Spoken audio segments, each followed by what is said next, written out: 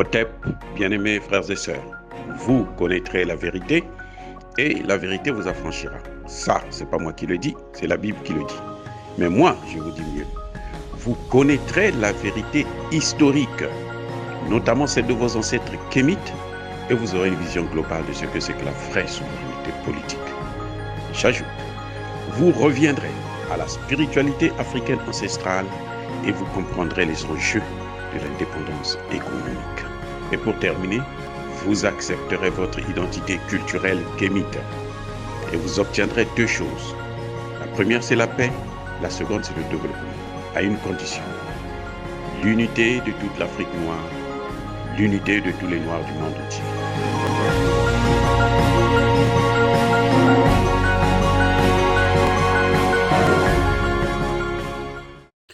Otep à tous, bienvenue sur la chaîne des panafricanistes, par essence, par conviction et par excellence.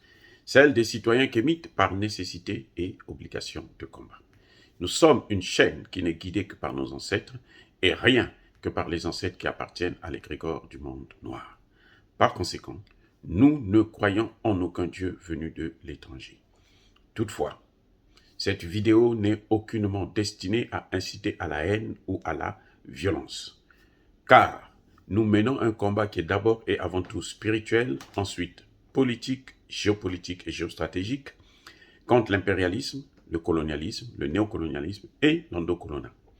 Sur la base du principe fondamental que nos ancêtres kémites nous ont laissé, qui est celui de la Mahat, c'est-à-dire vérité et justice. Vous êtes donc en droit de connaître la vérité, et nous avons l'obligation de vous dire la vérité, rien que la vérité, afin que justice soit rendue à l'Afrique. C'est ça, notre modeste contribution, dans cette noble lutte en faveur de la souveraineté, la dignité et l'unité africaine. Et ça, c'est le panafricanisme. Bien-aimés frères et sœurs, aujourd'hui nous allons parler de l'Afrique en danger, d'occupation, de prédation, de pillage. Vous voyez, aujourd'hui, les États européens, l'Union européenne, chacun court en Afrique pour aller signer des contrats concernant le gaz, le pétrole et bien d'autres. Et que, parce qu'ils n'arrivent plus à se passer, n'arrivent pas, ils ont du mal à se passer du pétrole et du gaz russe. Mais ce n'est pas à nous de régler leurs problèmes. Oui, c'est vrai, nous avons besoin d'argent. J'espère que les gouvernements africains vont en profiter pour hausser les enchères, c'est-à-dire profiter de transformer les matières premières chez nous-mêmes avant de les amener en Occident. Vous voyez, aujourd'hui, la Pologne et la Bulgarie vont désormais être privés du gaz russe. Ils se vantent qu'ils ont déjà pris des précautions. Mais nous savons que la Pologne, c'est pas toujours, ce sont des anciens pays de l'Est. Donc, ils savent ce qu'ils ont à faire, mais qu'ils ne nous mêlent pas dans leurs problèmes. Et le prochain tour, ça va être l'Italie et l'Allemagne, qui sont de très gros consommateurs du gaz et du pétrole russe. Et l'Italie, aujourd'hui, est déjà passée en Égypte, en Algérie, au Congo, au Brazzaville, en Angola, pour aller négocier, pour aller signer des accords. Et malheureusement, les accords, les pays tels que nous sommes, là, ils vont s'attaquer au Mozambique bientôt, au courant du mois prochain, pour essayer de compenser le manque à gagner que devait leur apporter le gaz russe.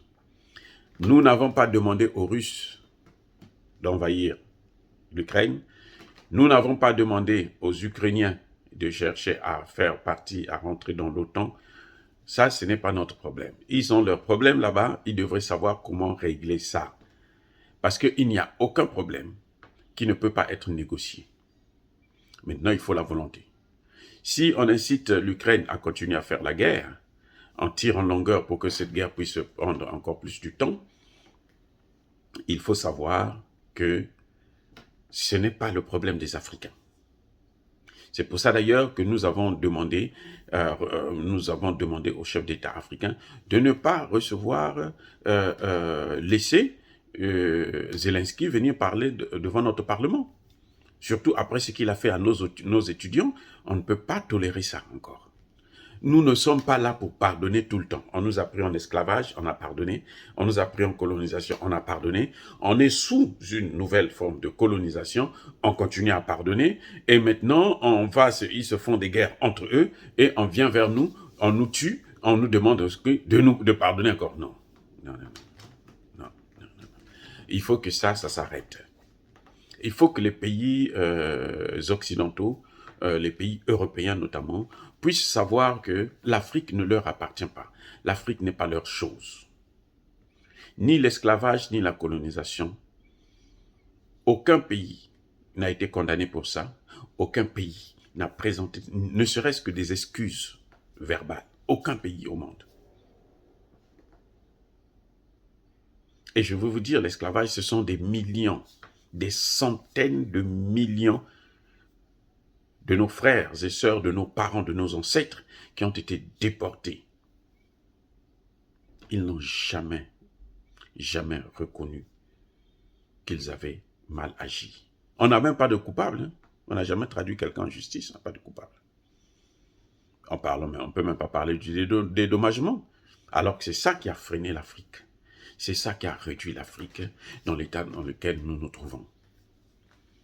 Sans compter des pays comme la France qui continuent à maintenir nos pays en état de colonisation, qui gèrent notre monnaie, qui nous imposent des politiques, qui nous imposent une idéologie, qui nous impose, y compris la démocratie. Et lorsque nous faisons notre démarche à nous pour avoir notre propre démocratie, ils viennent s'ingérer pour dire non, ce n'est pas normal, il y a la démocratie seulement lorsque c'est quelqu'un que eux ils apprécient, qui va bien entendu brader son pays ou brader le continent africain en leur faveur. Là, ils soutiennent. Là, c'est bon.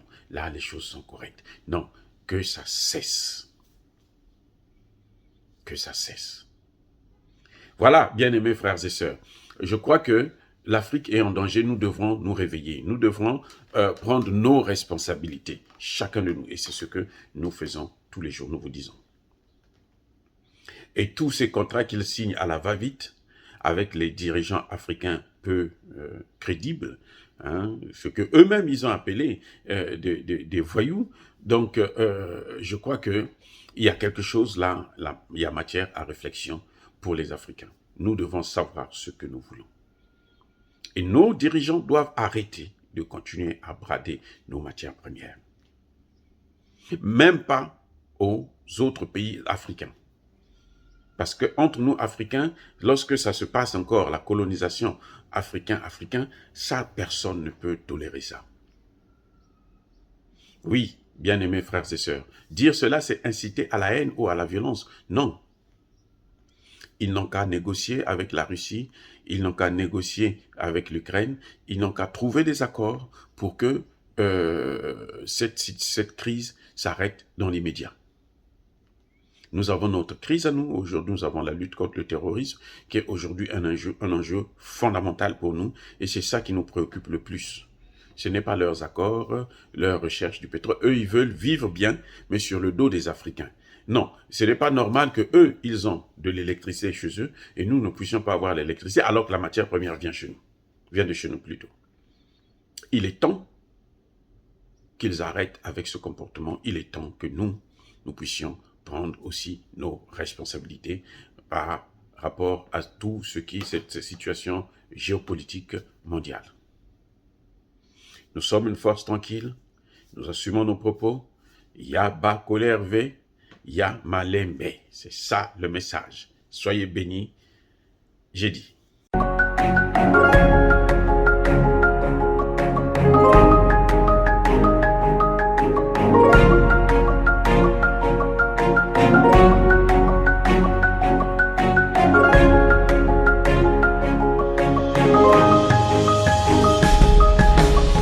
Eux, ils marchent par la foi et non par la vue.